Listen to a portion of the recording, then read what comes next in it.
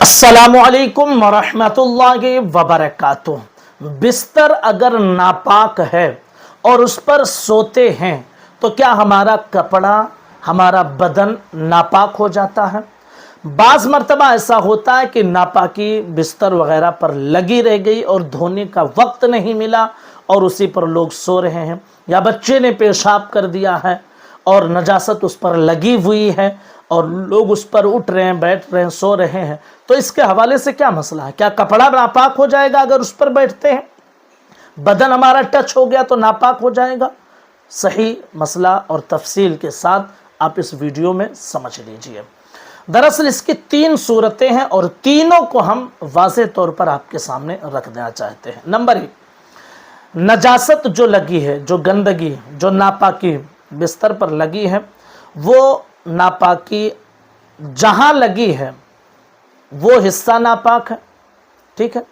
और अगर वो नजासत गीली है, जैसे मिसाल के तौर पर बच्चे ने पेशाब किया था और अभी चादर या बिस्तर सूखी नहीं है और उस पर, उस गीली नजासत पर कोई बैठ गया, तो जाहिर सी बात है कि वो पेशाब की तरी उसके कपड़े में लगेगी और कपड़े से तरी बदन में लगेगी,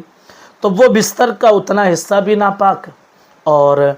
कपड़े में जितने हिस्से में लगा उतना हिस्सा कपड़े का नापाक और बदन के जितने हिस्से में लगा बदन का उतना हिस्सा भी नापाक। ये कब है? कि जब नजासत गीली हो और उस पर कोई बैठ जाए और तरी उसके कपड़े या बदन में लग जाए।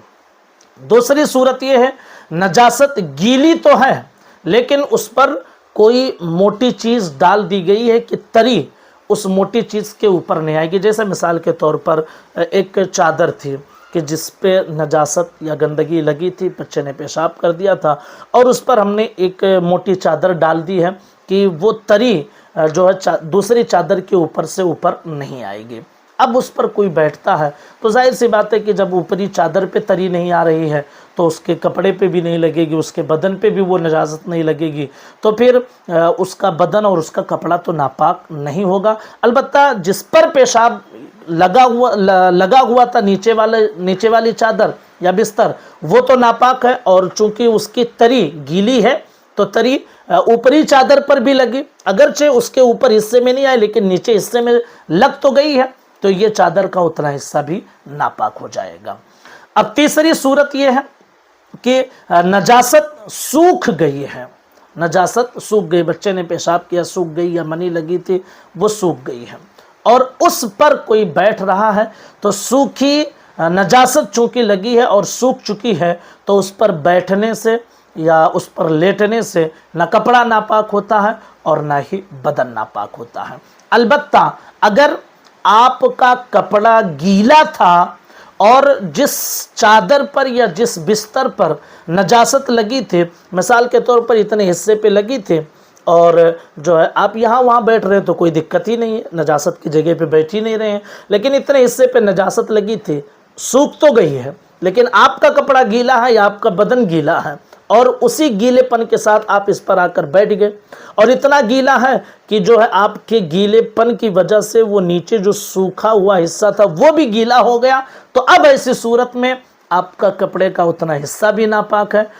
चादर तो पहले से ही नापाक थी, बिस्तर पहले से ही नापाक, और बदन के जिस हिस्से पर वो कपड़ा लगेगा वो हिस्सा भी नापाक ही हो जाएगा। याद रख लीजिए कि नापाक चीज़ हो जाए, चाहे वो चादर हो या बिस्तर हो या कंबल हो, कोई भी चीज़ हो, जितना जल्दी मुमकिन हो उसे पाक कर लेना चाहिए। होता यह है कि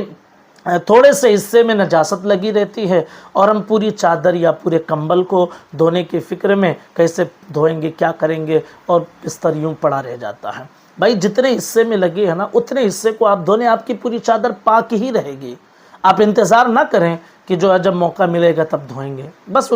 इतने हिस्से में पेशाब लगा उतने हिस्से को आप जाकर नल के नीचे धो लें, उसे पाक कर लें, आपकी पूरी चादर पाक होगी। बहुत सारे लोग इस मसले में गलती करते हैं, तो आप इस वीडियो को शेयर करें ताकि सही मसला लोगों तक पहुंच सके। अस्सलामु अलैकुम व रहमतुल्लाहि व बरकातुहू।